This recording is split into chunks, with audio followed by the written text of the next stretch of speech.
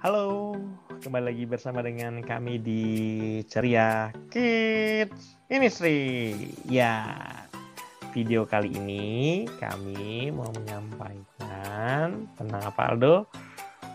Kami menyampaikan tentang tutorial pasang panggung boneka. Oh gitu, ya. Jadi video kali ini buat kakak-kakak sekalian yang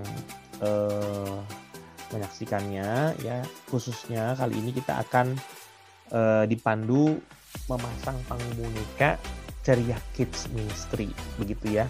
Jadi nanti ada beberapa segmen ya, dimulai dari pasang tiang bawahnya, ada 4 tiang bawah, kemudian 4 tiang atas, kemudian tiga besi panjang 3 meter yang di tengah, di depan atas dan depan belakang.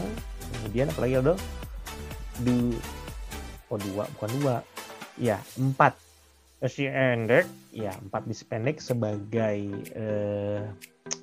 lebar panggungnya, yang di kanan bawah, kanan atas, kiri bawah, dan juga kiri atas.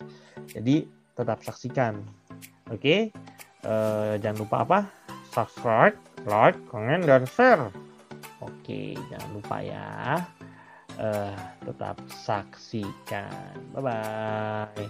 Semangat, sukacita, mengasihi. Bye.